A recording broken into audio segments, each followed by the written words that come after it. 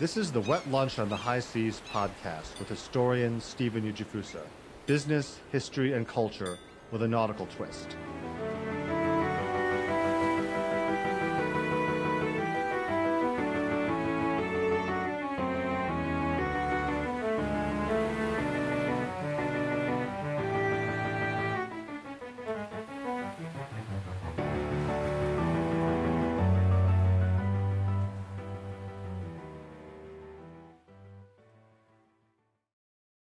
Hello, this is historian Stephen Ujifusa. Welcome to Wet Lunch on the High Seas. Today I have some big news. I'm excited to announce that my fourth book will be published by Grove Atlantic, and the subject is The Age of Traction.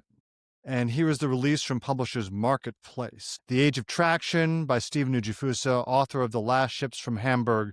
Stephen Ujifusa's The Age of Traction, The Rise and Fall of the Electric Streetcar, a Gilded Age story of the forgotten era between the horse-powered and the car-powered city that shows how a radical new transportation technology indelibly transformed American life, made enormous fortunes, and seeded the dream of the suburbs, to Bridget Flannery McCoy at Grove Atlantic by Becky Swerin at Avitas Creative Management. I'm extremely grateful for Bridget for taking on this project and for my agent Becky for representing me. And this is a story I've wanted to write about for a long time. Always loved ships in the sea, but I've also been fascinated by how American cities work. And this story, which takes place between 1880 and 1914 during the height of the Gilded Age, shows how a series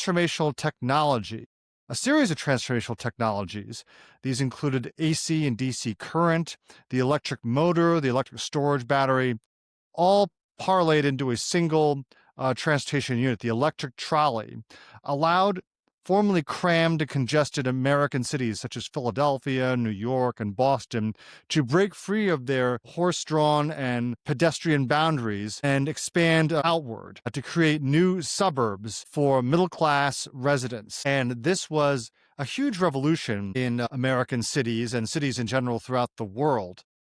During this time, the electric trolley became the principal mode of transport for urban commuters. And during the Gilded Age, there was also the creation of a new class of middle-class office managers, professionals who wanted to live outside of traditionally congested old city centers. And I have a personal connection to this because for 7 years, my family lived in the streetcar suburb of West Philadelphia in the Cedar Park section in a 1905 house that was built as part of a streetcar development. And this also is an interesting topic for me because it involves several big fortunes that were made during this time, one of whom is well known in Philadelphia and also at Harvard. His name was Peter L. Brown Widener, who started off as a butcher in North Philadelphia in the 1850s as a young man, and he eventually invested in this new technology, the electric streetcar, and became one of the richest men in America. His name currently graces Harvard's Widener Library. And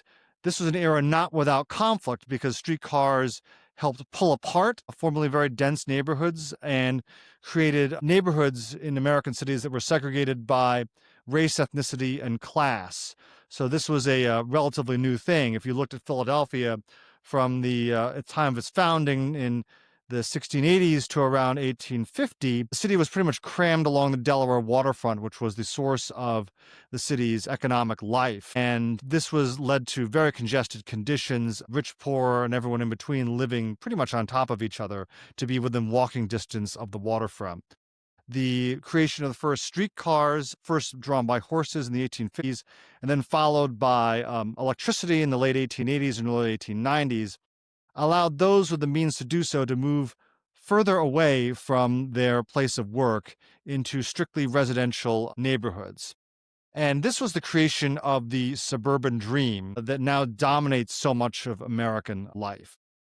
This was also a time of tremendous labor unrest between unions and capital. The streetcar strikes of the 1890s and the early 1900s in Philadelphia and St. Louis were some of those violent and earth-shaking labor unrests that had been known in America up to that time, and earned the traction magnates, as they were known, a very dark reputation among a lot of the American public. At the same time, the American public who lived in cities like Philadelphia took advantage of this nickel fare that allowed them to move out to larger, more modern homes that had things such as electricity and gas.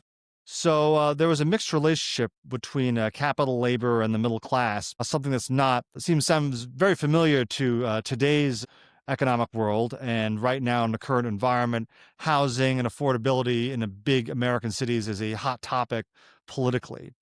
And also in terms of popular culture, the trolley still lives on, even though that most of America's trolley lines have been ripped up. They were ripped up during the 1950s and replaced by buses. But trolleys still figure prominently in Mr. Rogers' neighborhood back in the day. There was the trolley to the land of make-believe, and also its modern-day successor, Daniel Tiger. And of course, everyone knows the famous song, the trolley song from the 1942 movie Meet Me in St. Louis. So it is still part of American culture. But this will be a look at how American cities grew to be familiar. It was during the Gilded Age that cities began to look as we know them today. And this is an extremely exciting opportunity for me to be writing about cities and transportation and technology. And I look forward to digging into the research and all the papers that are available. Once again, thank you so much to Grove Atlantic for taking on this project. This is Stephen Ujifusa, host of Wet Lunch on the High Seas and the author of the book, The Age of Traction, which should be coming out in a couple of years. Thank you so much.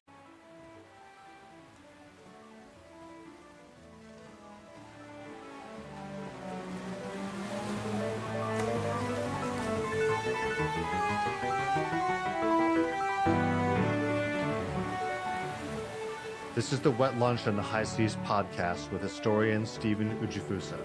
Thank you for listening. You can expect new episodes every week. To subscribe to the Wet Lunch on the High Seas podcast, visit steveujifusa.substack.com.